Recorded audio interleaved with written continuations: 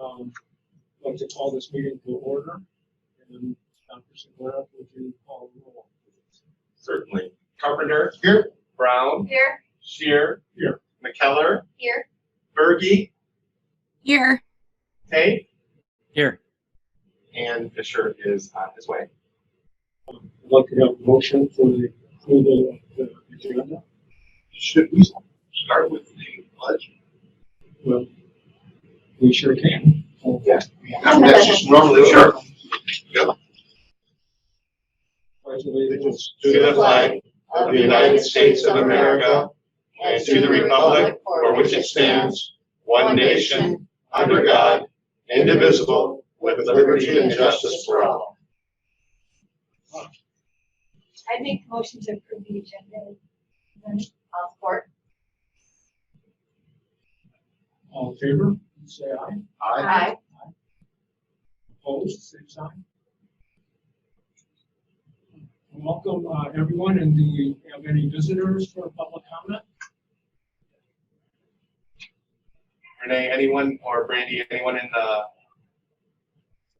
We do currently not have anybody that has signed up for public comment, but we do have a number of guests that if they would like to unmute themselves to make public comment, feel free to do so. Okay. Oh, Emily Mitchell.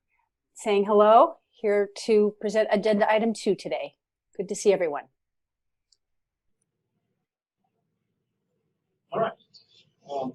Let's move on. We have this year's audit presentation. Dennis Garland and Garth and Tina Edwards and Jim Promote are here to present to us this year's audit.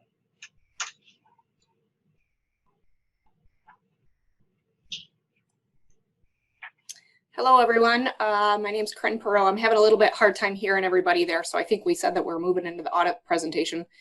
Okay, then I'll get started. I'm going to actually try to share my screen here. Oh, maybe it says that I can't. Do you all then, Renee, are you able to change that, or is that protocol? Yeah, Brandy will be able to update and be able to share your screen. Okay.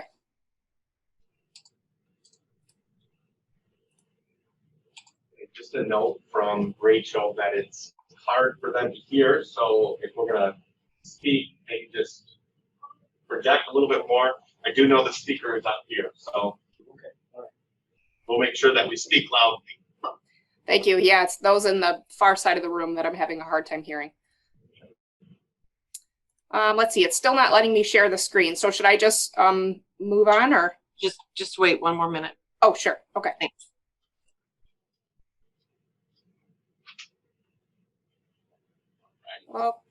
Okay. We can see it, Corinne. Thank you. Excellent. Okay.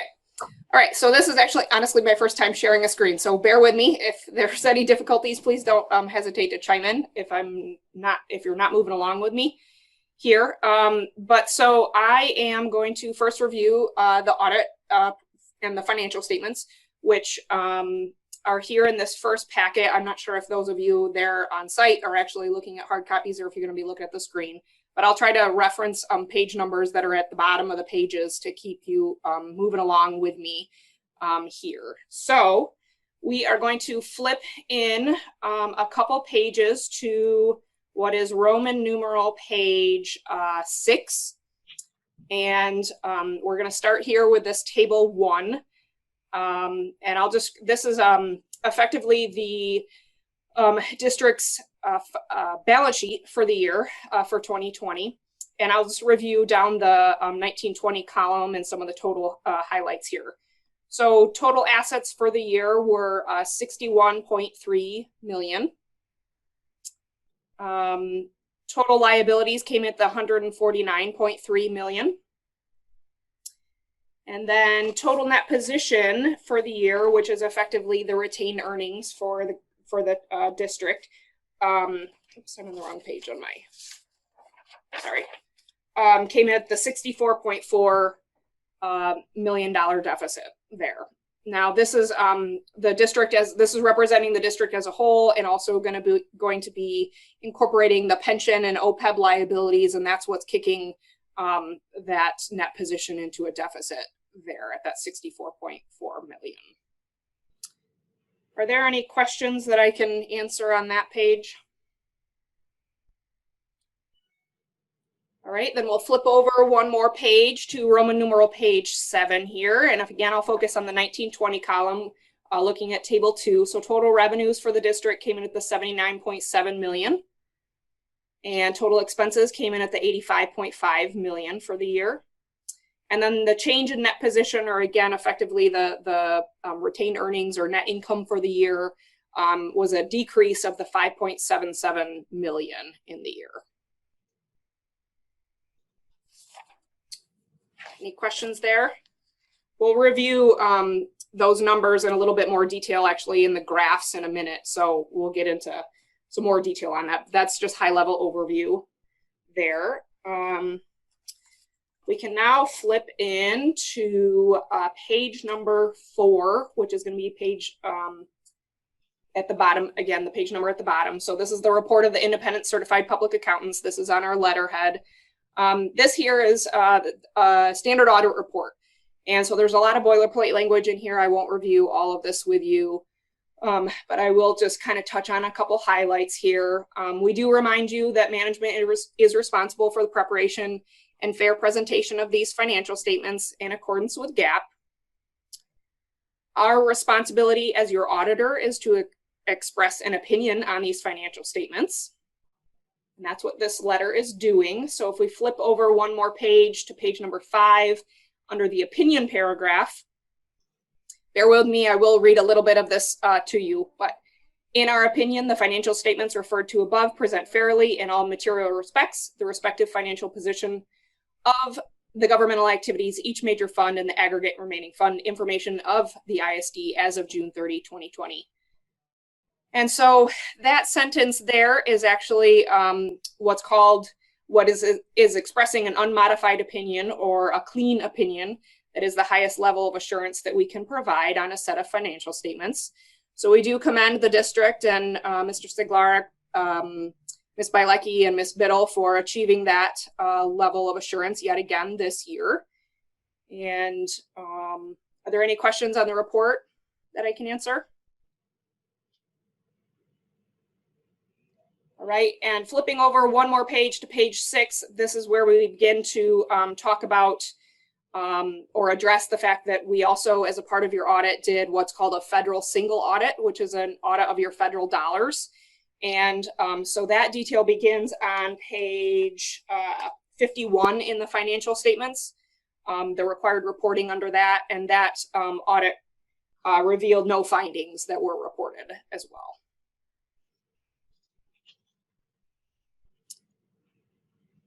Then, if there's no questions at this point, I will start to flip into the financial statement footnotes. So I'm going to flip ahead to page number 22 here. I'm going to focus on this note B, the budgetary policy and practice, and actually the little subsection under there. And just to remind you that districts are required in accordance with Michigan law to adopt a budget and approve expenditures that way. And then also one of the things that we as a part of the audit are required to communicate on is if whether or not the district was in compliance with those budgeted amounts. And so this paragraph here indicates that the district was in compliance with that state law, and there were no actual expenditures that exceeded budget in the year.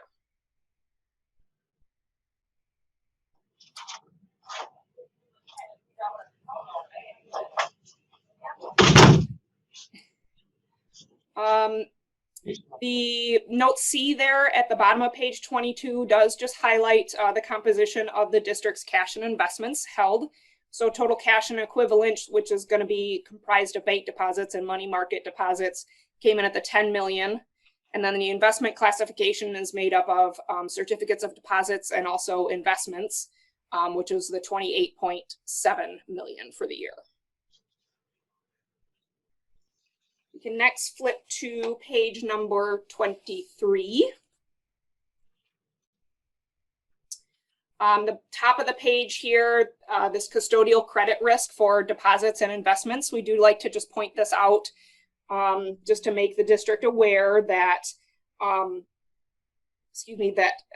district does hold cash balances of $35.9 million, which are in excess of federally insured deposit, FDIC coverage per bank. So we do like to just highlight that that is a potential risk to the district should any of the banks fail and go under, that those deposits may not be returned to it.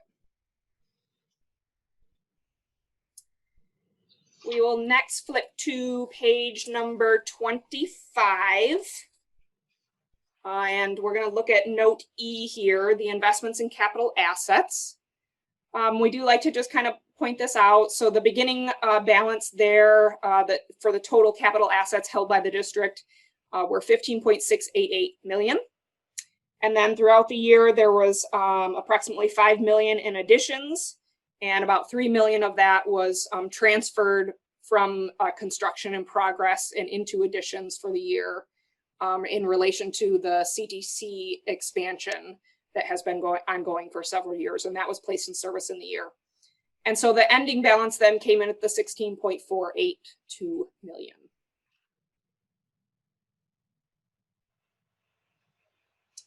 We can next flip to page number 28. So this is where we get into the really good stuff. This is the beginning of the pension, a very long footnotes required for pension reporting. So I won't bore you with all of this, but I will bring your attention to a couple pieces of it. So we're going to actually flip to page 30. So the first paragraph here under the pension liabilities, pension expense, and deferred outflows of resources. The very last sentence of that paragraph says, at September 30, 2019, the school district's proportionate share was 0.333% of the total MIPSR's pension liability that exists for all participating employers. And so that was actually a 0.003% increase over its proportion share from last year's pension liability. Then if we flip to page 33 is where we'll actually see the dollar amount for that pension liability. Here in the middle of the page, this current single discount rate assumption at the 110 million, and that is what is recorded in the financial statements as a estimated liability for the district's pension liability. And so what this little table does is really highlights the point that this estimate is, or this liability is an estimate, and it's very variable across a whole bunch of functions. And just changing 1% here of the discount rate, which is the 6.8% that is in that table. If we change that 6.8% by 1% to a decrease to 5.8%, you can see that that increases that liability to 143 million. And then and on the flip side of that, a 1% increase in that discount rate to 7.8% actually decreases that potential liability to almost 83 million. So we like to point this out. This is a good table to just really highlight that that the liability that is recorded is an estimate and it's subject to change. It is based on the actuarial results from the Office of Retirement Services, and we do audit that as a part of our audit and find that these estimates are reasonable considering these factors. Corinne, can I ask a quick question? Of course. What has that discount rate? I mean, if you have off the top of your just your memory, what is the trajectory of that discount rate over the past, I don't know, few years? Yeah, they've been decreasing it over the years, given various factors. I know last year the discount rate was, I have it written down right here, it was 7.05%. I'd have to look back beyond last year to remember what it was. I was thinking that maybe it was up in the 8% the year before, but don't quote me on that, I suppose. Yeah, So they I have been decreasing it over. yeah, I kind of remember it maybe closer to 8 a few years ago, maybe. Yeah. So what's happened here is you see this $33 million difference just by decreasing at 1%. So we sort of have been dealing with that changing assumption over the past few years, and likely it's increased the overall liability by probably around that $30 million range. Yeah, as they change those rates, the effect of that change is incorporated into some amortization of what's called the deferred outflows and deferred inflows for the pensions. It gets kind of complicated to explain. Yeah. In layman's terms, it's even hard sometimes to digest from our standpoint. But I guess the bigger question, and this is maybe not easy to answer. It's probably impossible to answer, so I don't expect an answer from you. Is that, my understanding of this, and it kind of goes back, I say this every year, so it's getting a little bit repetitive, so it's just mostly for my ears. We have a contribution that we make as a school district that's somewhat prescribed to us based on our labor costs.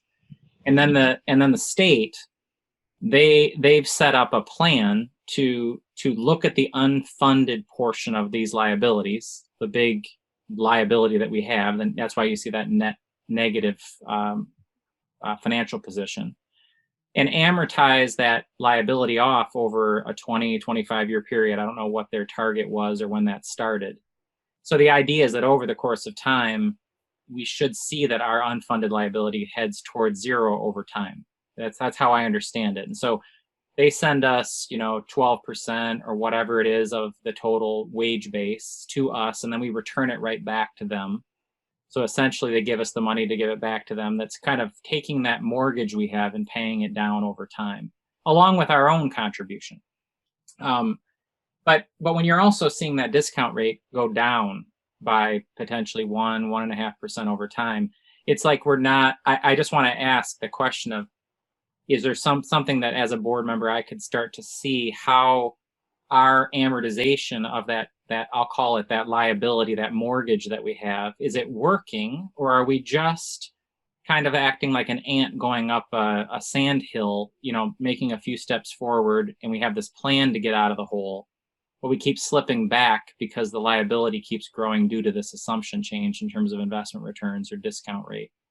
And so maybe at some point I should start to see a thought process behind where we are on that trajectory. If I were to last as long as Joe or half as long as Joe, will I ever see a zero here in the liability in terms of being on the board, or is this really going to be the slippery slope the whole way through for the next 20 years? And by the way, I probably won't be on the board for 20 years. Joe's going to beat me for sure. Yeah, I think that's all pretty fair questions, and you're absolutely hitting something on the head of that. As the assumptions change every year, it's hard to compare apples to apples of what the dollar amount of the liability, estimated liability, is. So I don't know, maybe Trina, if you have any input to add to that to maybe help. I don't know if I really asked the question. It was more of a statement of, I wonder. It's kind of a wonder. Where are we as a board? Are we stopping to think, okay, well, I always hear about the amortization of this liability over the 20-year period. I hear that there's a plan, but I guess at this point I'm maybe stepping back and saying maybe I should actually see what that plan looks like over time. And I assume that someone from, and I'm showing us some ignorance here, is this MIPSers that we're dealing with here that is ultimately controlling this and doing this actuarial study, and then we're just reflecting it on the financial statements? Is it MIPSers? Yeah, I think it's the Office of Retirement Services from the state. So they're probably the source at the end of the day to kind of say, okay, here's where you kind of are. Because if this continues to come down, the discount rate, and I happen to be in a field that my tendency is to believe that it will continue to come down, that discount rate, which means that getting out of that hole, even with the number of legs that we have as an ant, it's going to be difficult. And partially we're being boosted along to getting out of that hole by the state itself, which at the end of the day is, you know, a trust-based factor. Are they ultimately going to come through for the full period of time that it requires, even if we keep having a little bit deeper hole every year that we turn around? So I don't know if I have a question. It was more of a comment, but someone's probably got an analysis that they could share with board members, I assume, so that I don't just ignorantly go from meeting to meeting, year to year, and start seeing the number grow, and just keep saying that there's an amortization of this liability that's happening beneath the covers. So. Yeah, and I think your assessment is pretty accurate in terms of trying to understand how those numbers are changing from year to year if you take out the changing assumptions. Right. Yeah. It's fair. Sorry to interrupt you. You can continue on. That's okay. Okay. So we will next move into note J there on that same page of page 33. And that's the post-employment benefits other than pension. So this is the healthcare component that's available to retirees, also known as OPEB. So that detail is starting here on page 33. I'm going to flip to page 35. Right towards the bottom of the page, the last sentence there, at September 30, 2019, the school district's proportionate share of that MIPSR's OPEB liability is the 0.33616%, which also was an increase of the 0.002% from the liability, or I'm sorry, the proportionate share at 2018. So then next we will flip to page number 39, and sort of in the middle of the page again, this is going to be highlighting that the fact that this is an estimate and a 1% change in that discount rate for this OPEB liability, what it does to the numbers. So the current discount rate is, excuse me, at the 6.95%, and that renders a liability at the 24.129 million, which is what's recorded as a liability in the district's financial statements. And then a 1% decrease in that discount rate renders a 29.5 million liability, and a 1% increase in that swings that liability the other way, drops it down to a $19.53 million liability. So again, really highlighting that these numbers are estimates and highly variable depending on many factors.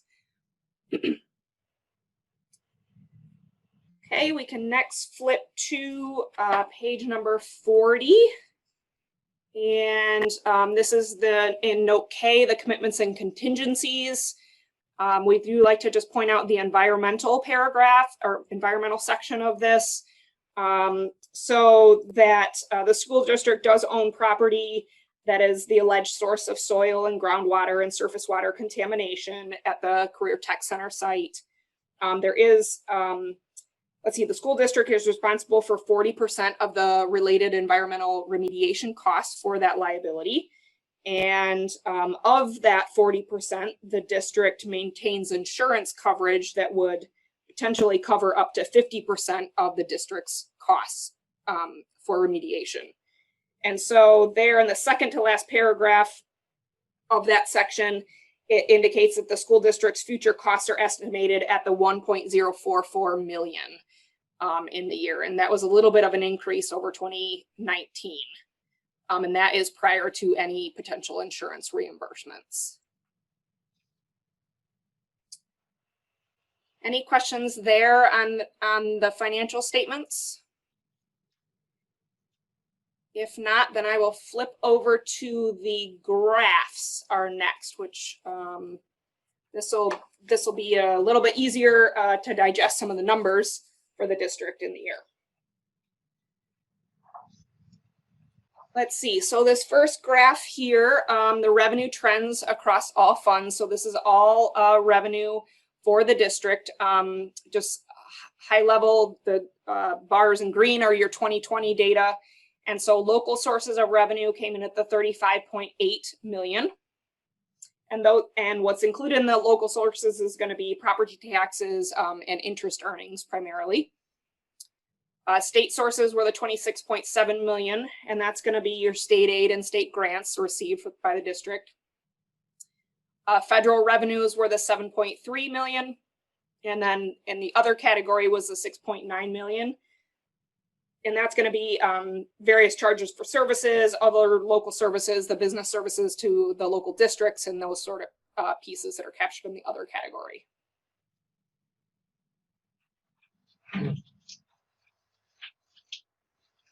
Flipping over to the next page, this is actually the same data points, just presented in a different format of how that revenue makes up a piece of the pie in comparison to 2019. So the local sources were the 46.6%, and state sources came in at the 34.8%. And so those two pieces primarily make up primarily almost 80% of the district's revenues. And that's pretty comparable to 2019 as well.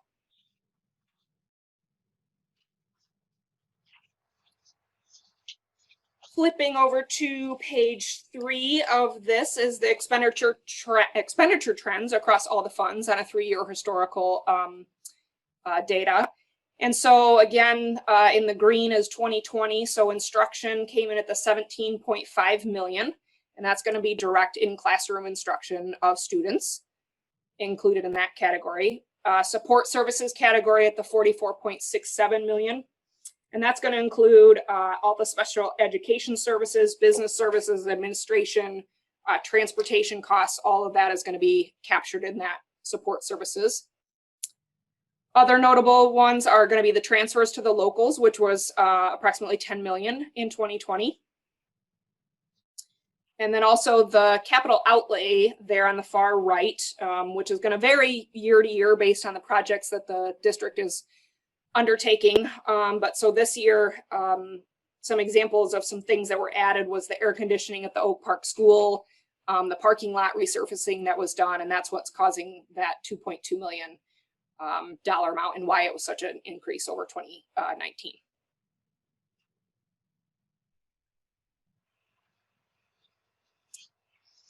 Next page here, page number 4, is going to be, again, the same data points, expenditure trends, and how they make up the piece of the pie. So the instruction came in at approximately 23-24%, and support was about 60%. So between those two categories, that's about 84%, 85% of the district's total expenditures are in those two categories.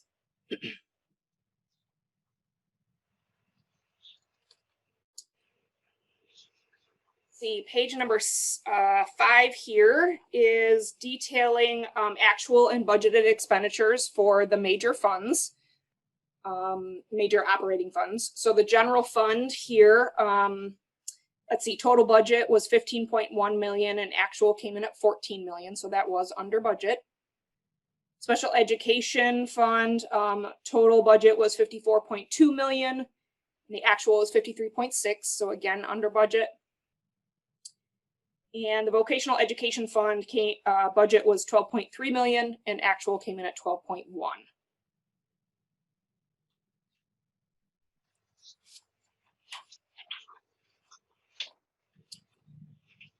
This next graph is expenditures per pupil. So this is a spending per student based on the pupil counts for the year. So there in the legend on the right, the pupil count was 21,668 students, which was about 120 student decrease over 2019. And so instruction came in at $808 per student. Supporting services came in just over $2,000 per student. And then the transfers to locals was the 460. And then capital outlay was about just over $100 per student. Hey, Corinne, I got a quick question. Sure. Is this chart like a prescribed chart that you're sort of required to show us, or is it something that DGN just thought of? Yeah, all these graphs are just something that we do to enhance our presentation, to make it a little easier to digest the numbers. Throw out a suggestion, and maybe others will have a different opinion on it. This chart sort of doesn't tell me much. It doesn't tell me much important information in the sense that, there are 21,000 kids spread across 5 counties, and there are multiple different programs that we have, in-house that we take care of, all of the instruction and all the support. And other ones we're sending out itinerant workers to help with a very small subset of that 21,000. And then in other cases, we have some money that spreads across all general education. So then, of course, the denominator of kids is, a big number like 21,000. So I almost figure that this might be helpful by maybe program or line of responsibility, like special ed or, center-based special ed programs or CTC or something, separating it out a little bit, because it kind of gives the impression that we spend this much per pupil across 22,000. And in fact, we spend humongously varying amounts for different programs for different kids. So to me, it's less useful because it's all amalgamated into one humongous denominator of 21,000+ kids. Yeah, that's just a comment, and it may not be a useful comment. You can take that however you want and ignore it and never, keep showing it to me, and I won't mention it next year unless I forget. Okay. We do actually, for local districts where there is actually data available from the state that can give us some comparisons. However, ISDs are not included in those data. And so typically with a local district, we would have extra data points on here to showcase how they compare with other size schools in the state. Yes, this graph for ISDs, this is less of a useful graph from that standpoint because it's not state comparable data.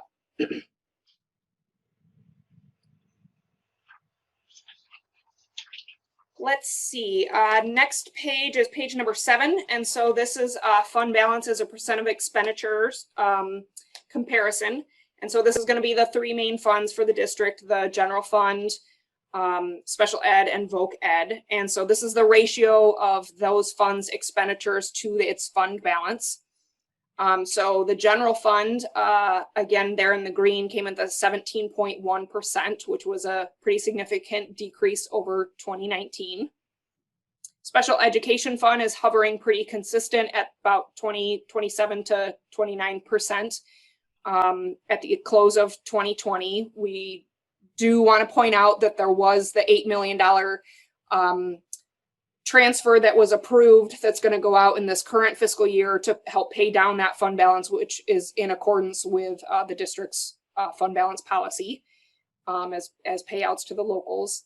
And then also the voc ed fund came in at the 19.2%, which again was another pretty significant decrease.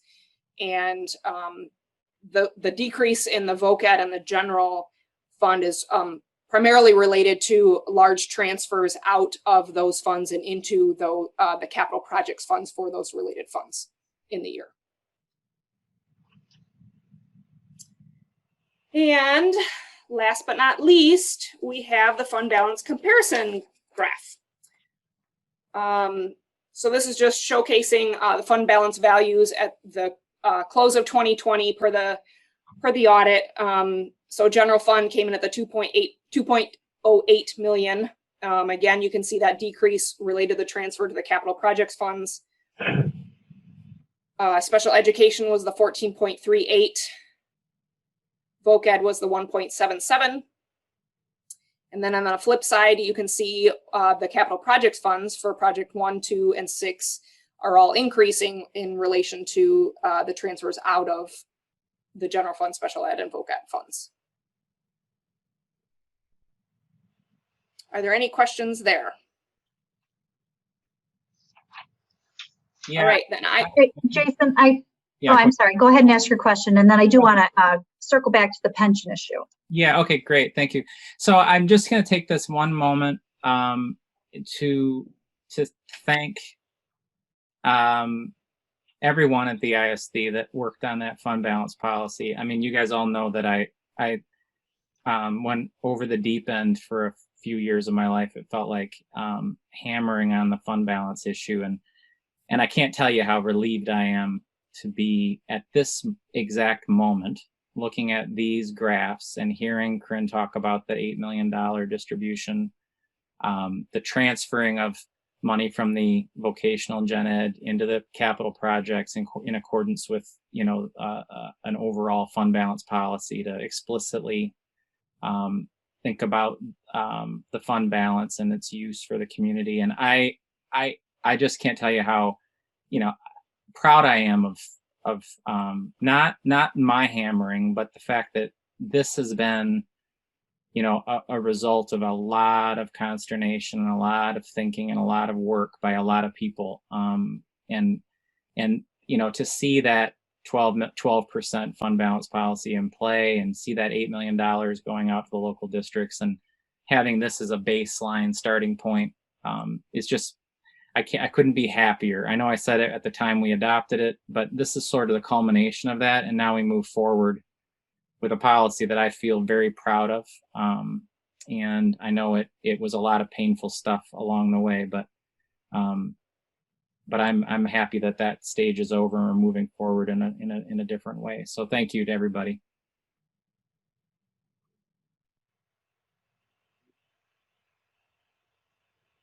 Thank you, Jason. I do want to circle back to your question surrounding the MIPSers and that long-term liability. The issue of the state essentially paying down a portion of that long-term liability, that was first put into play in 2012, and that was set as a 25-year payoff. So we should see the end of that in 2036. That's where it's set. And I do agree that at the time we went into that, the rate of return was 8% at that time. And this, I think based on what the actuarials have said at the ORS level, because they get audited as well and have their actuarial tables, they run that information all the time. They have agreed that yes, the 8% was too high and not realistic. So they've started to peel that down, and now we're down to 6.8, and we may continue to go down. But in comparison with that, there have been additional 147C payments given back to the districts to help offset that. So when we first went into this payback of the long-term liability, there were not as many categoricals of 147. Now there are additional to try to help offset that. So I'm assuming the longer that we go into this, and you're right, it feels like a moving target because it is a moving target, but there have been offsets so that the hits to the district have not been so significant. Okay, that makes sense. That makes sense. So what I'm hearing, Linda, is kind of imagine. So people who have a mortgage where you make an extra principal payment, and then it's a 30-year mortgage, and you make an extra principal payment, that you're allowed in some mortgages nowadays to recast that mortgage essentially to pay it off faster or to pay it off slower, and essentially kind of recalculate as you go along and in terms of your payment. And what I'm hearing is that as they've changed the assumptions and the liability grows as they bring down that discount rate, they've been essentially topping off an additional payment through categoricals to get us to the same end point in 2037. Is that what I'm sort of hearing? That there's still the trajectory is still to get it paid off through the original payment amount plus the categoricals to get us to that same zero at some point in 2037. We're not slipping, is what I'm trying to say. No, I have not heard of an extension on that 2036. And so where the rate may have essentially been, let's say 40%, well, now it's 42% because they've had to, like the rate of return has changed. So they've given districts that additional 147C to help with that those operating expenditures. Okay, that's good. That's good. That makes me feel better. It makes me feel that when I'm looking at this in 2036, it might actually be zero. Thank you. But you still won't be on the board, right? I won't. No, 2036, if I'm still here, it probably will be very surprising to me. Anyway, thank you. Okay, that was all that I had for in terms of presenting the audit. I'm going to turn it over to Trina Edwards, who is the partner on the audit now, and she's going to review the audit-related communications letter with you. So I'm going to stop sharing my screen here, and hopefully that works. Up, and let's see if I'll be able to share mine.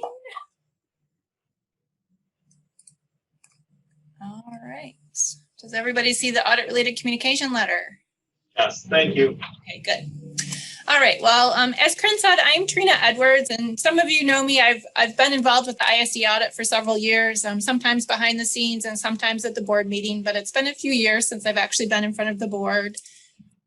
And I'm going to go over the audit-related communication letter today. And this is a required letter under auditing standards, and it's items we are required to discuss with those charged with governance, which really is the entire board.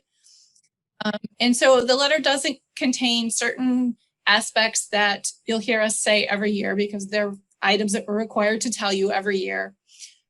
So the first page talks about us performing the audit in accordance with generally accepted auditing standards as well as government auditing standards. And that is the single audit or the federal grant audit that Corinne mentioned.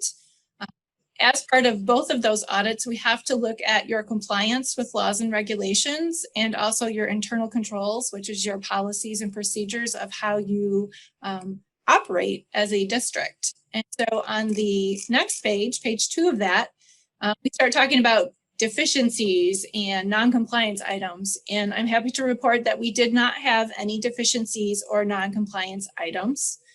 For the federal single audit this year, we did look at the special education funding, which is a significant portion of funding for the district. And we did not have any non-compliance items related to that specific funding that we were testing this year. In the middle of the page here under review of journal entries. So we did have one item that we don't consider to be a deficiency, but it's an item to maybe strengthen your internal controls. We did see that journal entries may be posted by the director of finance or the chief financial officer, and those are not necessarily reviewed by somebody independent of the person preparing it. And so we do recommend that somebody review and approve those entries. And that's just to make sure that there's always more than one person involved in posting journal entries to the ISD's records. Under the qualitative aspects of accounting practices, this talks about the accounting policies, which are all listed in the first note to your financial statements.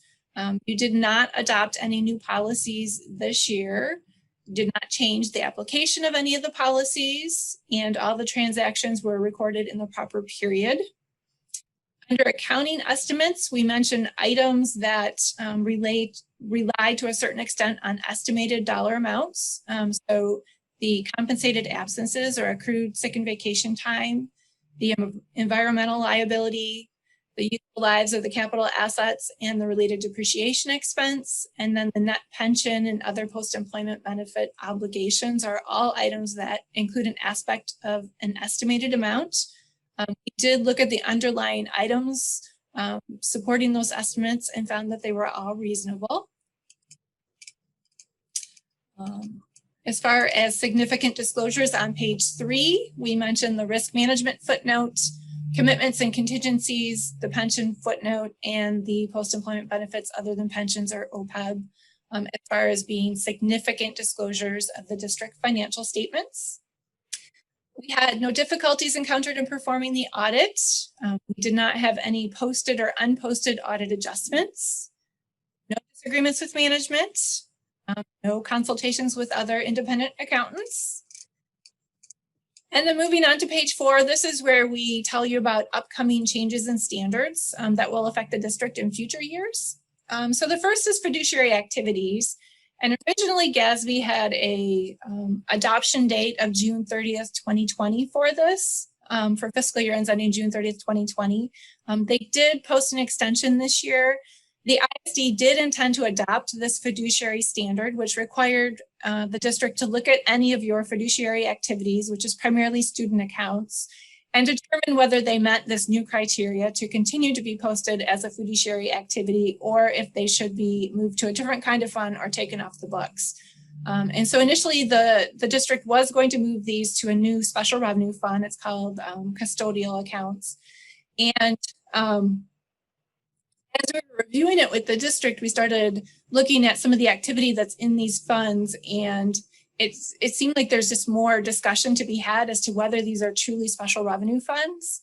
So there is some criteria here in this related to whether an item is a fiduciary activity or a special revenue activity. And it all hinges around whether the school district has administrative involvement and what the funds are for. So we did see that there's some money that's held for an outside consortium, and according to the new standard, that money should actually stay in a fiduciary fund because it's not school district money. It's for a group that's outside of the school district that the district may participate in. There's other things like POP funds or parking permits or other money that, as we started looking into that, that's for a set aside purpose, but maybe not necessarily belonging in a special revenue fund as well, because generally special revenue funds require that they have an outside restriction on them or a board committed purpose.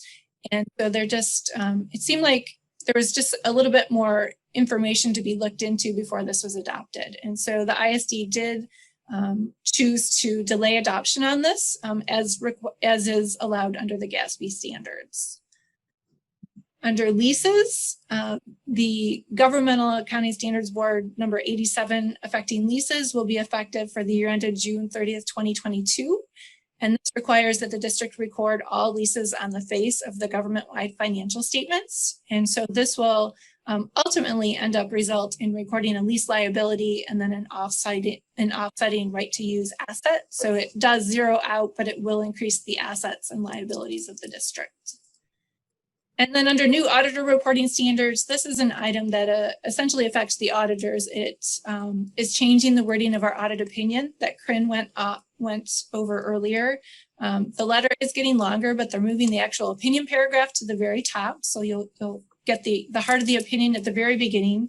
And the piece that affects the district is we now may be allowed to communicate key audit matters directly in the audit opinion letter. And those are items that we would typically include in this audit related communication letter. If the district wanted to hire us to include those in the audit opinion letter, we could. And so for most of my clients, I don't really see a use for that. If there was a use where you were distributing the audit without the audit related communication letter, you may want to include those key audit matters in the audit opinion letter. And then finally, on the last page under other matters, this talks about all of the additional information in the financial statements, including the management discussion and analysis, budgetary comparison schedules, pension trend schedules, as well as the combining financial statements back behind all of the footnotes. We did look at all of that information and found that it was supported by the records of the ISD.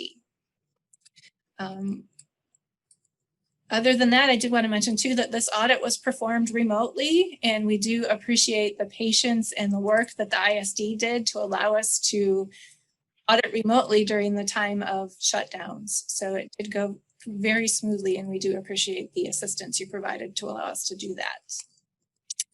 With that, I'll open it up for any questions.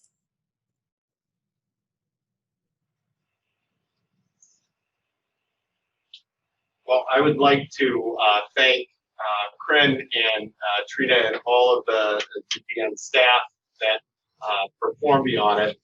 And I'd also like to provide a special thank you to our ISD leadership team on the financial side, Linda Bilecki, our Chief Financial Officer, and Sean Biddle, as well as their whole entire team.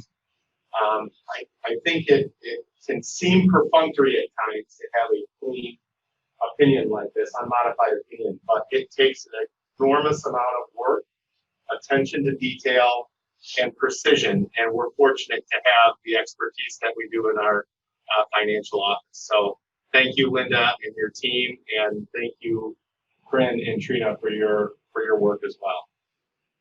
Well, I'd like to echo that. I can't remember a time where we haven't had in the years that I've been on, and I don't. The bar is really high, and I don't think it should get lost. That this is not an easy thing to do, and I appreciate the excellence that we have in our financial department. All right, thank you, everybody. Thank you, guys. Be safe.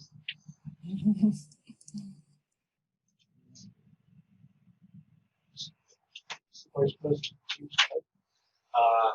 year. Are you on the meeting? Well, I was meeting in your. While you were standing out here, I want to see what you got. I don't have much. I'm going to go to the bathroom. So to continue, I guess we're on item number 3 on the agenda, which is sale or identity and brand updates. Yeah, and I would like to thank and welcome Emily and Nick for joining us, who will be walking us through a presentation just to set the stage and provide some context. What drives our work in large part is our adherence to our long-range strategic plan sale. You get frequent updates on our goal committee and the work of our incredible staff, focusing on important issues that our stakeholders have identified we should work towards improvement. One of those items that has been put a lot of time, energy, and effort into by our staff was around our identity and brand. And to that end, the board had entered into a contract with the Nelson Group, the Mitchell Group, no, Nelson Design Group, thank you. And they've done some incredible work. They did a lot more focus groups and interviews. I know each of the board members had an opportunity, and they relayed how enjoyable their conversations were. And it really has brought us up to this point. They're going to be presenting their findings and ultimately our committee's recommendation. And then I will also share a timeline should we want to continue to move this work forward, because it does involve other outside entities that we have to be cognizant of. So with that, I think I'll turn things over to Emily and Nick for their presentation. Hi, thank you for having us. I'm going to see if I can share screen here. And we are, I think, almost most of us acquainted. I haven't seen you since our interviews in June. I want to acknowledge my naming partner, Nick Beatleston, who's with us today. Nick can give a wave. I'll invite Nick to add comments when we're finished walking through this deck.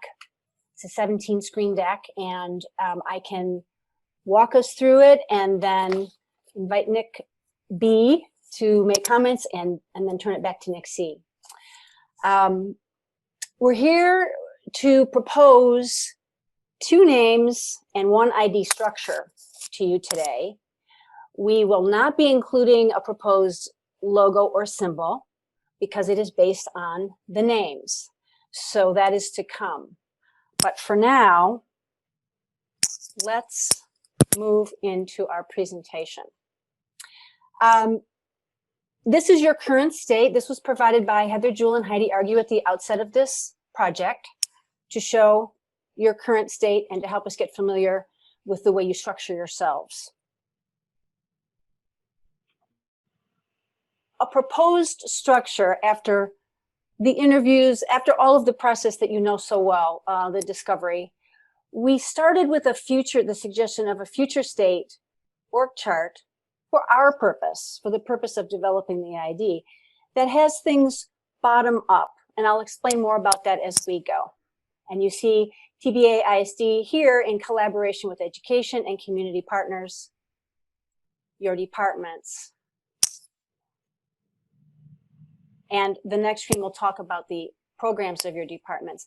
The identity's job is to create clarity about its structure, the role of the ISD eventually, and its values. Another criteria we've established for ourselves for this project is that the identity must give programs of the sub-brands, which we've named sub-sub-brands, a way to shine. And that is the reason for the upside down org chart. I believe it addresses many comments we heard about the desire to express the breadth and the depth of the ISD's offerings and all the ways it impacts the community, our students and the community. The next set of objectives also came out of our work together. They are numbered here because we have put them in order of priority. It's our job to create communication objectives for for this and to propose them to you, and then to use those objectives to create the ID. 1, it is about education, first and foremost. 2, your organization exists on par in spirit. You are collaborative. You are, for the most part, engaged in benevolent relationships. You are partners. 3, you exist to serve. You provide support. You are responsive to the needs of those you serve. And 4, the geography question. It happens in this place. There is pride of this place. And it helps us identify that it happens here. Note the numbers across now. So per category, Nick Beatleston and I, and our team, Heather, Heidi, and Mark Vandercliff, another partner early on, generated many words, many more than are shown. So this is a distillation. It boils down to our proposed words in each category. And whoops, excuse me. And further, it shows in bold the words that we are proposing today be used and on which our advice is based. It helps maybe to just quickly review the elements of an identity system. And the reason for that is that the screens that follow will show elements A through E in this presentation. The first primary element is a name. And in this case, it's the names. We're here today to propose a formal and informal name. Second element, a primary symbol or logo. Logo is Greek for word. It has to do with words, and we use the word logo to refer to a word mark. So we use the word symbol when it intends to be a picture and not words as your primary symbol. But we're not showing that today, and that's why it's grayed out. See brand signatures. When we put a symbol together with a name, we fix it in relationships as artwork that may not be altered. We call those signatures. It's a deliverable of our work to you. And then D, sub-brand signatures. We were hired to help figure out the architecture of this brand system. And E, sub-brand signatures. So the structure will be expressed as relationships of symbol and words. So we'll step into element A. Again, many more potential names were generated than are shown. It's a matrix of all those words all combined. So doing the math, that's a lot of combinations, but these are some that we ended up settling on for discussion in our group and with your rebrand committee. The 2 that are bolded are where we have landed. And we can talk in discussion about the geography word and so on, how we came to this place very intentionally. I will say aloud, we're here to look at either the formal name, Northwest Education Services, or Northwest Education Collaborative. At the bottom, we propose serving lifetime learning, might be a tagline early on that you might consider using, a gentle shift. Element A, so we'll present the informal name to you first. The identity system that we provide you and that you adopt must provide a short name, otherwise an acronym will occur. You seek to shed an acronym that was unintentional. So I'll say it out loud. We propose the informal name North-Ed. I think in a meeting last week, Carol Graylick stated the number of syllables in your current name, and I feel proud that we have 2 now for informal use. A recommendation, a symbol is needed. We must symbolize the name we most want people to say. So the words North-Ed are our proposed handle for your organization going forward, but it is presented in such a way as to be spoken and not printed in a signature. And I will portray this in the screens that follow. But the symbol that we come up with is to be designed, but it has to mean North-Ed and none other. So when we go to design the symbol, It must mean that and that only. A logo can only mean so much, and because we prioritize things, we know what to attribute to a symbol to be clear with our purpose. This symbol is shown here as a circle. It's a placeholder, and you'll see all the logos shown as circles for position only. Element C, the first level of signatures in the system, we won't call them top level signatures, we'll call them your foundation signatures. Because we're here to consider two different formal names, this first sheet shows services in use as your third, we call that your box word in our work. But these are three variations of a signature. Same signatures, but with the word collaborative for your consideration. These would be used when you're speaking institutionally. The next layer up are your departments or your sub-brands. We call that element D. And in this case, the symbol would appear with the name of the department.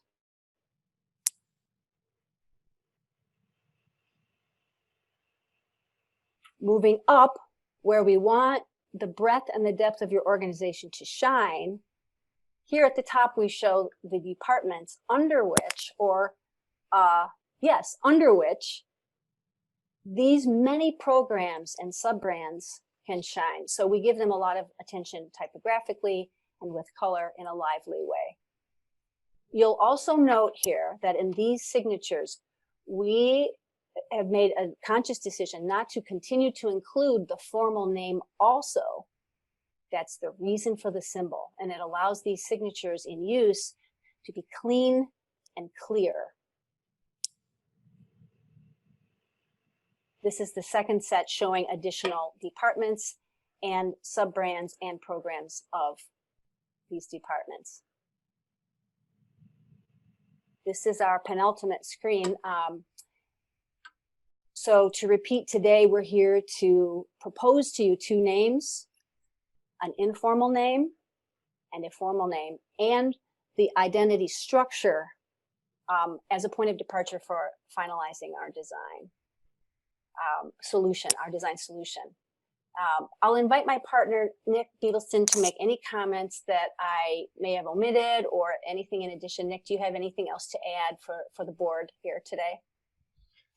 I would just say briefly, Emily, that in getting to work with the board and the staff and everybody involved with the organization, the values of the organization have really shined through. Everybody's really reiterated versions of the same thing, just really proving the ubiquity of those values. And it didn't come across as everyone was repeating the organizational line. They really were expressing those values in an organic and honest way. Yeah. And for so many organizations, I think rebranding becomes a way to sort of drive change. But rebranding without first doing internal change is kind of like moving to a new town through the witness protection program. It's great that you got a new house, but you're still running from something. The organization really does seem like it's gone through an incredible shift in leadership and in vision and the way it relates to our community. So our work, while critical, is really a lagging indicator of change, something that will help solidify the incredible work that the organization has been doing for a number of years at this point. Thank you, Nick. With that, I'll turn it back to Dr. Nick C., and we can answer any questions that arise. So again, thank you, Emily. Thank you, Nick. I would be remiss if I didn't also acknowledge the incredible amount of work that Heather Jewell and Heidi Argue, as well as our leaders of this committee work, Tom Mills and Jennifer Stairs at the Career Tech Center. So a lot of time, energy, and effort has gone into this. Before I open up to questions, I would like to just kind of give the board an idea on sequence.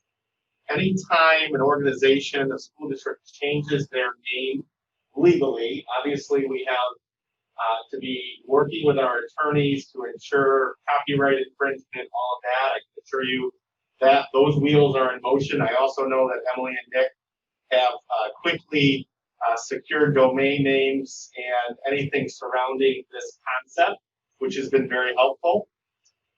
But it also requires that the State Board of Education formally approve a name change. And that goes through the Assistant Superintendent for Administrative Services, Kyle DeLon. I've had conversations with Kyle, and in general, he's very supportive of the concepts. He did indicate and point out that there isn't any collaborative, an intermediate school district that is identified as a collaborative, not that they would be supportive, but it would be a little bit different from that perspective. And I think that's where, you know, some of our team members talked about the word services too, but wanted to present both of those concepts to you. And it's also some recognition. I mean, this is the beginning stages, as you can see. It's not going to be a light switch where we flip it off and all of a sudden, you know, the concept of TBAISD goes away. We want to find a way, and working with Emily and Nick, to ensure that we honor the incredible positive feelings that are associated with that symbol of TBAISD and all that it stands for. It really does stand for incredible staff that work tirelessly on behalf of children.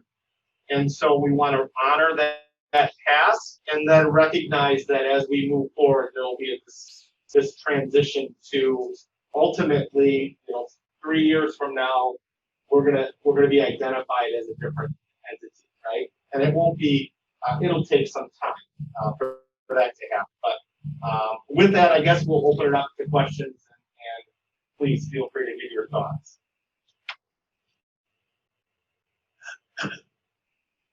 So my question is, what made us choose the word education instead of educational?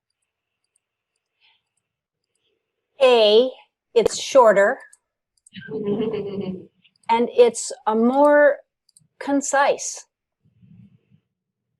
It's not a modifier. It's a noun. It's more concise. Some of the other ISDs went to educational service agency. The word agency is, I mean, I don't know, maybe be superfluous in any case, but I just wondered if there's any thought given to that. There was. It's an additional box word, and the word service meant both things, and it's shorter. What does collaborative mean? When people see Northwest Education Services versus Northwest Education Collaborative, did you discuss what the possible reaction to those two words might be? We did in team, and we did with your rebrand committee, and we discussed it also with each of you individually. I think we kicked around a lot of these concepts together. What did I say? Let's see, I probably can cite your remarks here in these. It sounds like, and I can't really tell who's speaking, but I think it's Joe. Is that correct? Yes. Yeah, yes, Joe Fisher. Thank you. Yeah, it was your idea, sir. No, I'm not kidding. But I returned to this screen to show that this is like an approved hierarchy, and the word collaborative is it's in your bones. You want to be understood as being in a state of collaboration with those you serve. However, you serve them in the state of collaboration. So I'm unable to give you the etymology of the word if that's what you wanted me to do today, but it is less direct in some ways than service or services is. But it's definitely how you do what you do, and as such, it's an important word, and thus the choice today. Collaborative, I start Great start. For early education collaborative. You know, if we want to try and have our own identity, I wonder about that being a little confusing because they already kind of have a placeholder. Yes. They're wonderful at what they do. I guess that was the only thing. I like both. The other one already has a little, a little meaning already in our area. And that might be because of our work. We just deal with this a lot. So Yes, agreed. Is that Liz? I think that's Liz. Yes, I agree. The word collaborative, it's very meaningful. The word service, well, we're here to help you kick that around. But yes, collaborative is attached to organizations of all kinds, but so is the word service or services. Did the process include input from local school districts? Yes, in our list of interviewees were superintendents from Mansalona and Frankfurt. And if I'm omitting anyone from my mention. TCAPs, Emily. Thank you. Oh, yes, of course, and TCAPs. And I would also say, remember the origination of our strategic plan and goal around rebranding came from, extensive focus groups and surveys of multiple groups, including almost all of our superintendents that contributed, a good portion of our principals, right, in our local districts. And, the goal itself stemmed from wanting to have a name that was more inclusive of the region that we serve. And that's where the geographic part of the number 4 comes into play. Trying to be more inclusive and not less. Mm-hmm. Well, we also wanted to sell the fact that we are not above those who we serve, but we work with those that we serve. Yes. And collaborative maybe encompasses that. I think going back to my discussion with you, Emily, or Nick, I don't know, which I think I said something like that. Sounds like I'd say it's really cool. So, Brilliant. Yeah. Brilliant. Yeah, Joe, I would agree. The word collaborative, I would say that because the word collaborative has not yet been used is not a reason not to use it if you believe that's truly what you would like to portray, as long as it's allowed. And I think we heard that in Nick C's remarks. Not original with me. It was really Tank's idea to begin with. So, Rachel, do you have some comments? I do, but I saw Jason has been on mute for a while. So Jason, do you want to go ahead and pop in? Uh-oh. Jason, I'm so sorry. You're gapping a bit.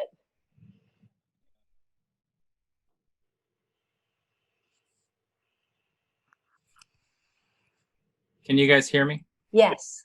Okay. Now we can. Yes. Thank you. Wi-Fi and see if that makes it better. Can you hear me pretty clearly now? Yes. Okay. So I funny comment, Joe. The word collaborative, the only thing, I'm just going to throw out a few thoughts, and you guys, and this is, so well developed. One of the questions I guess I'll just get off the top of my head right now is the color scheme. I assume under each brand and then sub branding, you're going to have common coloring for each of those. So career tech and education will be one color scheme, and special ed will be another color scheme. It'll always have a consistent color, right? That's correct. Okay. That's the intention. I think that's brilliant, and I like it a lot. The circle, that is something that's just a placeholder, but might actually be a different symbol of some sort, different shape than that necessarily, right? That's correct. Circle is, we tried it. Yeah. It's fine. I mean, you made a circle just because it's a placeholder. Yeah. The word North Ed and the word collaborative. So I know going to a shortened versions because that's just what people do. Either that or they pick an acronym, which I'm frankly tired of acronyms. My whole life's a bunch of acronyms, and so is everybody else's. But I just have a question for you on the word North Ed, and if you have the word collaborative in the formal name, it's such a catchy name, catchy word. It's almost like the word that pops out in your memory. If it's new and kind of novel for people, And it's such a unique word to some degree. I mean, I know we have other collaboratives in the world, but for our region, it might stick out as being kind of unique. I wonder if it's going to overshadow this idea of the informal name of North Ed. That people might say, well, what isn't there another word that is more catchy that I want to keep using, like the collaborative, I work for collaborative, I work, people might end up using that word more than they do North Ed. I don't think that would happen. Okay. And I say so because North Ed is shorter than collaborative, even still. And I think the word collaborative is part of your formal name.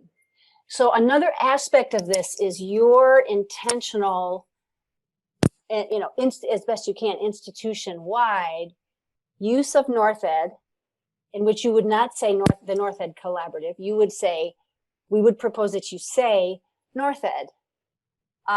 And the word collaborative is usually then should always still be attached formally to the other two words and printed in a formal signature. Okay, example. I mean, I totally trust your expertise in how people actually adapt the word. So collaborative is just too long. People won't remember that as a key word, that they're going to go with the informal.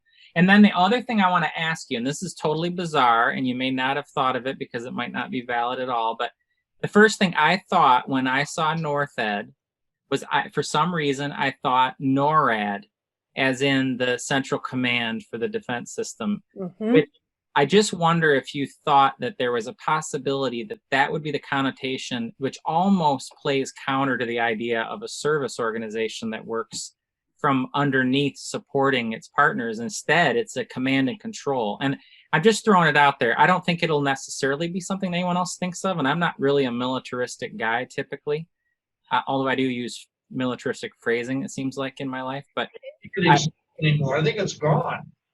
Well, okay. Well, if you think it's kind of already, a bygone word, then I threw it out there because it's kind of what was in my mind a little bit. Like, I wonder if we would go with NORAD, and then people would think, well, NORAD, North Ed, and NORAD, Central Command.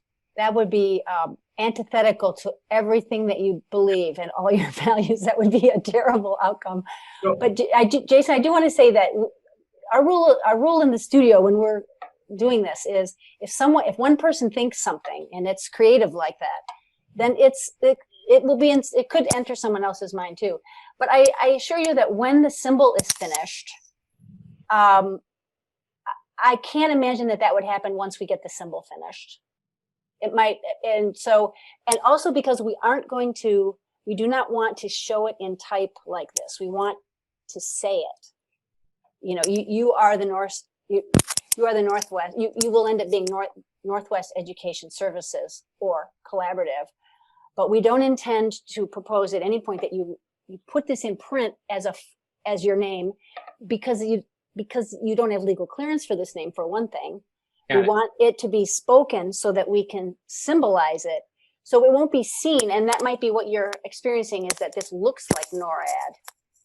It might be. You're right. And plus, the symbol is not going to be two wings with lightning bolts and a big sword. No. Sticking straight up. Did you show him that already? Did he see the logo ahead of time? Yeah, I Googled it. So the last comment I'd say about collaborative, the only feeling I have about collaborative that comes into my mind is a loosely knit network or organization that has come together in some loose way, and I sort of feel like we're about the least loose organization that there is. I mean, we have a set of services that we're providing that are pinpointed to the needs that our community has, and I sort of feel like we're rock solid and a pillar, and I just sort of feel like the idea of a collaborative makes me feel like it's a little bit loosely knit and it might become undone. That's just a thought about collaborative, but I can always find the negative in anything. But I will tell you the positive is I think the layout, the structure, the color schemes, I know that the symbol will be beautiful and wonderful. And I guess I would err towards the services side, even though it may be a little less creative. And I also love it that you're getting away from an acronym. So I think this is all rock solid stuff, which I totally expected, of course. Thank you. Thank you. Rachel? Thank you. Kind of going, Jason, I thought of West Shore Ed, where our great Jason Jeffries went to when I saw that. So my first thought was, would we add Northwest Ed so that it's still kind of defining our Northwest region? That was one thought. My second thought with collaborative, I know Liz mentioned this earlier. We have the Great Start Collaborative, which is an entity. It's a name for an entity of multiple bodies that are coming together. We are still one agency. So in my mind, I see service as, I would lean more towards that. Collaborative, I feel, is if you don't have a name and you're a big group of people meeting, let's throw collaborative on it and it sounds good. And we have a great collaborative. I'm not downplaying that, but that's not what I think we are. We collaborate, but we're not a collaborative. We're still an agency that provides services. And then my last thing is, it was beautiful. The colors were beautiful. And the colors that you presented to us today, will that be our color scheme, or are you waiting to hear what name we choose and then you will base colors on the name? Yes, the latter. That's the case. These, we actually took the colors from the original org chart that we were provided. And Rachel, I'd like to address your point about Northwest Ed. In our pre-meeting last week, the systems rule that we're using would have us shortening the name to Northwest Ed. Systems rule wise, that you're on to something that is following naturally for you systems wise. We chose North Ed because it's shorter. But the word Northwest Ed it's fair game. It's just that we had consensus from our advisory group inside your organization that North Ed was preferred. But we looked at both. We looked at both and settled here. I think Northwest Ed would be NWED, because like GTEC or GTAX or TCAP. Not that we would intentionally do that, but I think it might come out with NWED. Yeah. You know what I mean?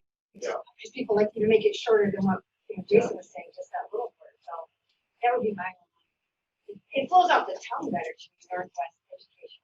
Yeah. Education. But I think that acronym, I think we have an acronym. Because of that. So there you said it.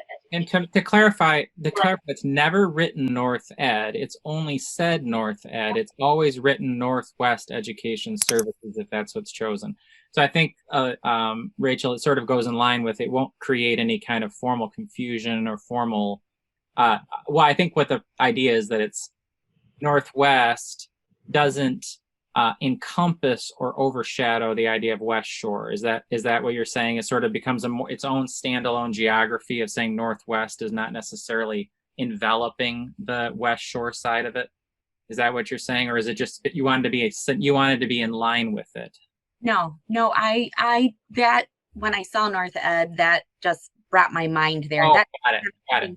With it was just something I was proposing. Why not say Northwest Ed? So Emily made that clear why they did not choose it. They wanted to go with something shorter. So I'm okay with that. Okay. Thanks.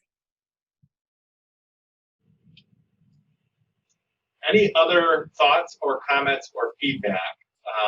This is very, very helpful. I know Nick and Emily are taking notes, and we're going to be providing our committee with your feedback, and that will continue on our path. Nick or Emily, is there anything else that would help you in moving this forward? No, not that you're not already doing. You're very organized. We have a schedule going forward. We know there's a procedure for approval at the state level. We feel well supported, and we're good. Thank you. Very supportive. So I do have one more. Yeah, sure. Your discussion of service versus services. The services kind of implies to me that there's like a list of services. Service to me is a broader form. Mm-hmm. I agree that I feel that either word can work. The word service or services can be seen as an informal small business or something aspirational. It's interesting the different perceptions of both words, and both words can mean in a matrix something big and something small. So it was a toss-up, I must say. And we end up, when a toss-up, we end up deferring to the consensus of the rebrand committee. So we came to this together, I would say, but both words can mean the same thing. Nixie, do you have anything to add about the services versus service? I don't know that I do. I agree with you. I mean, we tossed both of those around, and I think it just came to you know, a general consensus what to bring to the board. Again, I think the next steps for us is to gather your feedback, and then, you know, go back to that committee and provide that feedback, and then really land on something to be more formalized to you. But I think we're gathering what your direction is and where you're headed. You know, formal resolutions will need to be adopted at that time. It, you know, maybe at the November meeting, it may not be ready for the November meeting. It might be the December meeting. Hopefully by then, though, I'll at least have a timeline from the State Board of Ed on what their schedule would be as well. So, yeah.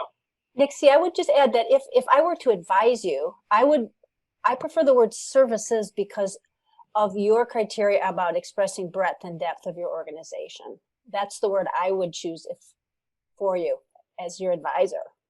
I like that word. I totally agree. Yeah, I was gonna say the same thing. What domain name did you get? It's a long list of either Northwest Ed or North Ed and lots of suffixes. We sure didn't make a URL out of your formal name. We used the informal name as a URL, as basis for a URL, but they were both available, surprisingly. So North Ed dot what? Yes.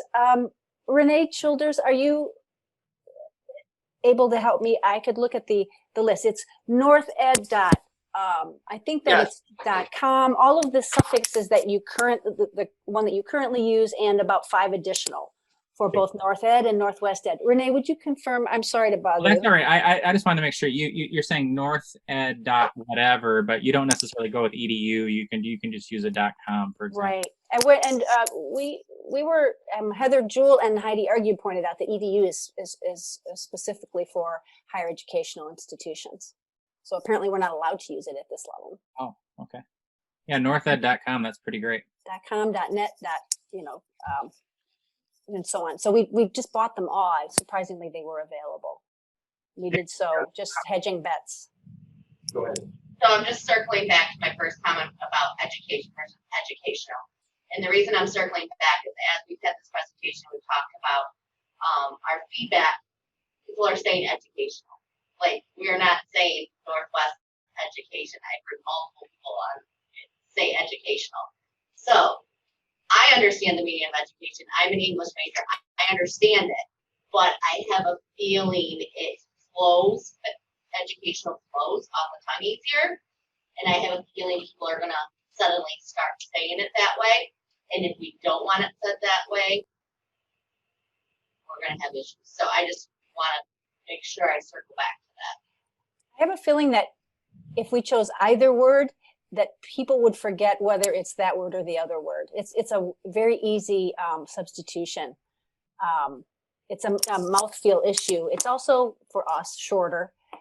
But I agree with what you're saying. But I think may also be inversely true.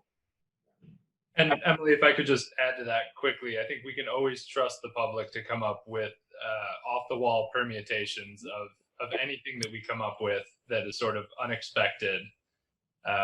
So the lion's share of the work then comes once we agree on an identity for the organization to really own that and present it to the community in the way it wants it to be presented moving forward, really taking the wind out of the creative sails of our social path. members.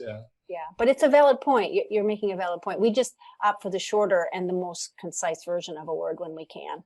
Well, I gotta know something here, Nikki. Education is an adjective, and educational is an adverb. Is that? So education's a noun. It is a noun? Are we describing services though? I didn't quite hear the remark.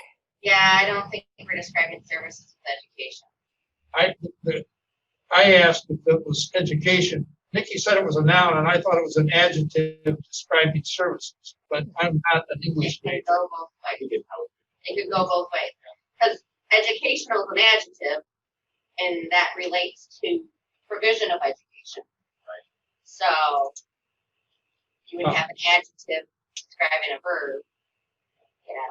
So- Go along. So I think, you know, to circle, to bring this back, full circle, you know, your feedback goes back to the committee. I want to really honor and recognize the number of time, energy, and effort the committee has put into this and toiled over each nuance and each word. And want to, you know, ultimately make sure that we're hitting the mark for you, but also be supportive of the team that's done that research and moving that forward. You know, they originally, I think, were going to come to you with a recommendation and then kind of said, you know, we really want the board to chew on both of these concepts. So I appreciate their willingness and desire to get your feedback and be flexible too. So I would just recommend that we gather this feedback, go back to the committee, and then come ultimately to you with a formal approval in terms of the resolution. That thumbs up. Does that sound okay, Rachel and Jason? Yeah, it sounds great. I only had one last question, but I'm sensing you want to move on, so that's okay. It's not about a word. It's not about a word at all or anything like that. It was just simply about it's something that Emily said, that at the end of the day, the public's going to decide, you know, kind of what they want to say, and that, you know, Nick B is sort of saying that the public has, you know, its own creativity. I guess a way to circumvent that and to get them to do what we want is to have some sort of a rolling out plan to sort of feed them the words, feed the media the words. And I don't know when that comes, that part of the discussion comes, or what we're doing on that front. So that's all I was going to ask about. But if this is not the time to deal with that, then move me forward to the next stage of the meeting. That's fine. No, I absolutely agree with you, and that is going to be part of our formal rollout. I see Nick and Emily both kind of shaking their head. That's a part of the next step, and really that's going to take some time, but we'll also have to be really intentional about what that looks like. Yeah. Good, thanks. All right. Well, thank you, Nick and Emily. We really value the partnership and appreciate the work. I know Heather and Heidi's on as well, but thanks for all your work.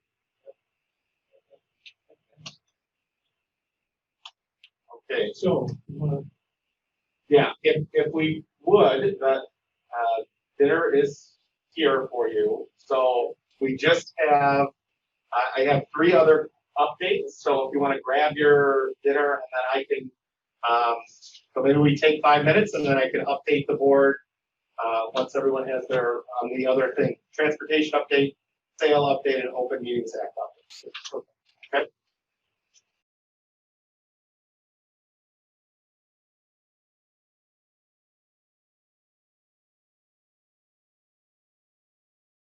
Okay, just a couple items that I'd like to update the board on.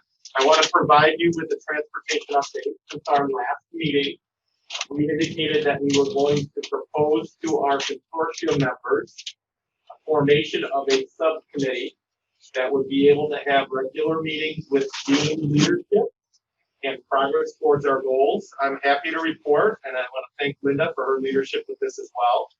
We do have a transportation consortium subcommittee. We have representatives from each of the 5 counties.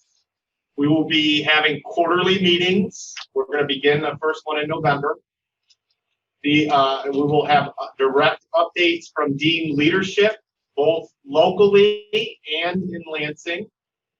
The things that they will update our consortium members are on the number of routes, staffing plans, progress towards our sale goal. And remember, Our goal is really specific to improve the ridership experience, which includes reduction of ride times, which includes continual training for staff, and making sure that we adhere to communication protocols. So this is going to be a regular occurrence.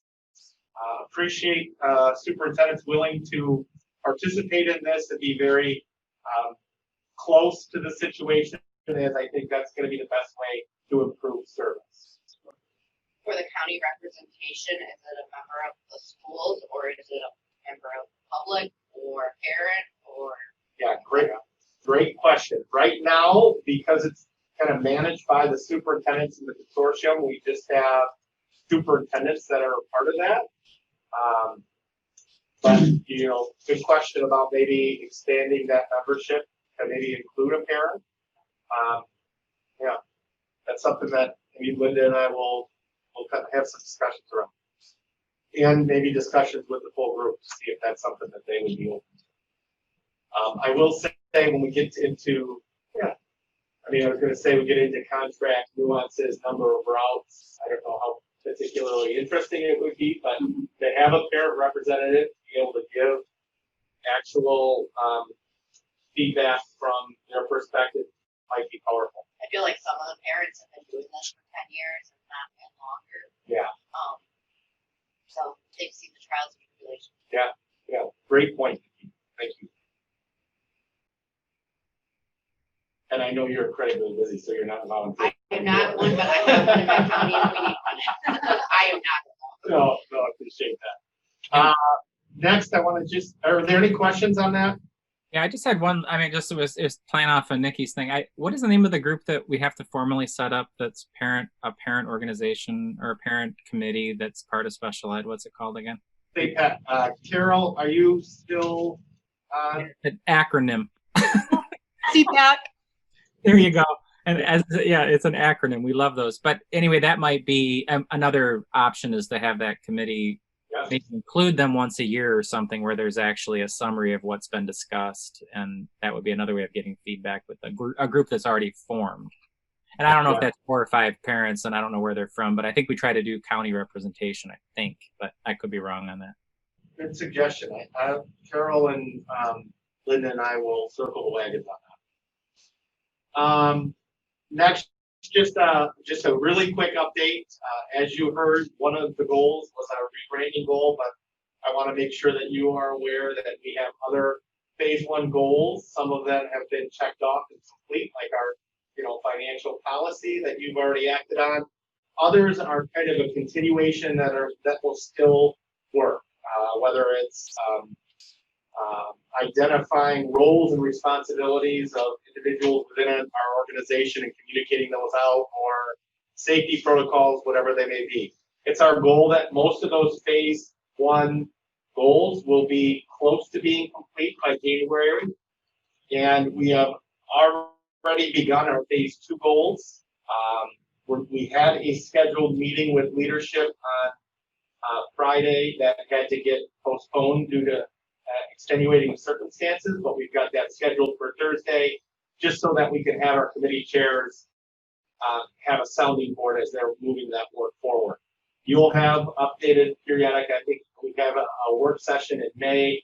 Our usual sequence is that you'll get an update of any new policies that we're asking you to vote on in June that may be impacted, and provide an update there.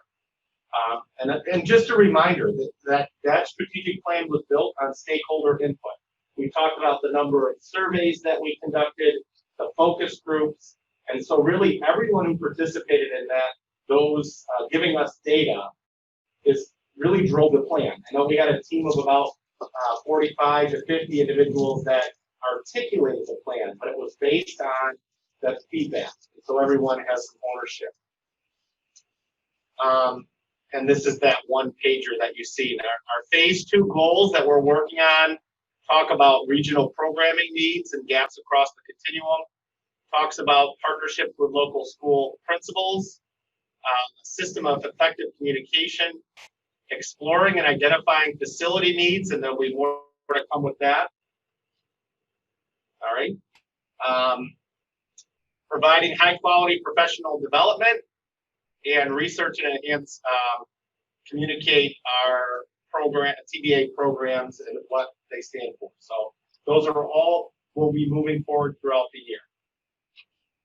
I also wanted to provide you, since we met last, there has been an update to the Open Meetings Act. Senate Bill 1108 that I reported on last meeting was actually signed into law. It passed the House 85 to 18, and the legislation does make some significant changes to the Open Meetings Act, which also allows for school boards and public bodies to be held virtually. I want to just give some highlights. Under the law, hybrid meetings and or virtual meetings are allowed. The virtual meetings will be retroactive to April 30th, 2020, and will continue to December 31, 2020. That's crucial because there was some question about the legality of all board action when the executive orders were vacated. So that solidifies in law that all the action you took in all of our boards, that what they took is legal and binding. I think it's important to note that at this point in time, beginning January 1, 2021, a board may have virtual accommodations for a person who cannot attend due to military service or medical condition. But other than that, those reasons, they are not allowed to be able to be held remotely, okay? If a member is participating remotely from outside, his or her location must be disclosed at the beginning of the meeting. And then finally, beginning in January 1, 2022, only a military member of the board is able to participate remotely. I would like to just say this was not, especially the last 3 points, was not on our wish list. It is not ideal. We absolutely pushed for a different outcome. And at the end of the day, it was too important to solidify the fact that we had a period that we needed retroactivity for board action. And it eventually was a bargaining chip that we had to move forward with. So I do believe that there is a good possibility that even this may change in the given months, but this is the law as it states, or as it stands. Does that raise any questions? Did anything change in the law where someone who is remote, virtual, can vote? Yeah, so again, we'd seek clarification from our attorney, but my understanding is unless you are doing remote meetings because of military service or a medical condition, or there's a declared state of emergency, you would not be able to fully participate. And the question is, can you still participate? You know, our board policy allows for that, and we're actually asking you to vote in November to be able to allow virtual voting, which this law now allows you to do, regardless of whether we pass that policy or not. But it does call into question that policy moving forward after December 31, 2020. So participating remotely or virtually can include discussion, but maybe not voting. Perhaps. Okay. You know, again, I don't want to speak out of turn. I want our attorneys to opine on that, because the law that they signed that was passed was pretty clear that you need to either be a part of the military or have a medical condition to be able to participate in a board meeting. Nick, I've got a couple quick questions. Jim, that was Jim, right? Asking that question about participation, but not voting, you know, if it's virtual. I would only imagine they would say that if you're speaking at a meeting and you're not in attendance in a formal way, because you're not recognized as in attendance, even if you're tuning in, then you'd just be doing public comment. And of course, public comment is not available for people to speak throughout the meeting and ask questions. So I doubt that would be, that nuance I doubt would be allowed. Just rather than, whatever, that's just my view on it. But can I have a quick question about the no doctor's note is required. Is there any other audit function or any other type of like verification or validation of your medical condition that's required at all, or is it simply an honor system? So a good question. I don't know the answer to that. I would have to defer to our attorneys. My suspicion is that it's an honor system until it's challenged. And then once challenged, there would have to be some level of follow through or documentation. But that's just my opinion. The other question is, and you probably don't know the answer, of the 18 people who voted against this, is there any kind of public record as to what their opposition was to this bill? Is it those 3 bullet points, or is it not? I do know that there were some opposed to this, saying that we shouldn't allow.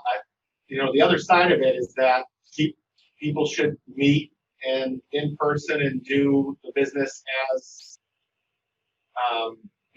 as the Supreme Court voted down those executive orders, and so therefore, open meetings, public meetings should be held consistent with the law. So that's some were that view. Some may have been the view that they don't like the restrictions on it or the stuff about the doctor's note or whatever. And do we have, regardless of this, do we have the ability, right, to provide a virtual link to set up a camera exactly like this and allow people to participate virtually in the community? Yeah, I don't think that it is prohibited. I think it's something that we consider moving forward. I think we actually can verify and show that we have more participation in our meetings by offering an online way for people to view and participate. So I think that that's something we could discuss, for future meetings and what we might want to do as a board. Yep. Okay, that's great. For me, I'll just tell you right now, I think it's we've learned a lot about providing this hybrid model, and regardless of any of this new law, I think that I would be a massive proponent for allowing the community to tune in just like this and communicate with us. And then we'll talk later on a personal level regarding my view of this whole thing. So I'll give you a call. Okay. Liz? Do you define virtual? Is it a cell phone that considered virtual, such as calling? They need to see the face term. That's the person. No, that's a great question, Liz. I don't know. Can you repeat the question for me? I couldn't quite hear it. Is virtual defined, which I think would have to be in the law, but whether or not it can be done via just a cell phone or whether it has to be some type of face-to-face teleconference type of virtual participation. So I'll get back to it. I'm not sure of the answer. We had this come up in university study, and this is just my opinion, but if we were told virtual is face-to-face, think like virtual reality, it's visual, or telecommunication, it would be telephone or speaking over the internet. But that's just my opinion. Yeah, that makes good sense. So we do have, with the Open Meetings Act, we do have cover to move forward either virtually or hybrid or in person, as we are kind of doing that hybrid model now. I still think it's important that we ask the board to formally change the policy so that in our policy you can vote virtually. It's kind of the belt and suspenders approach, so that will be in front of you at the November meeting. And I think that is all I have, President Fisher. Do you have any other questions? Or is there any other discussion that anybody wants to have? We're at a working dinner and next steps part of our meeting. Yeah, and really the next steps, I think we kind of laid that out. specifically with the audit, not the audit, the sale rebranding identity and the sale work. So that will be coming before you, as that work.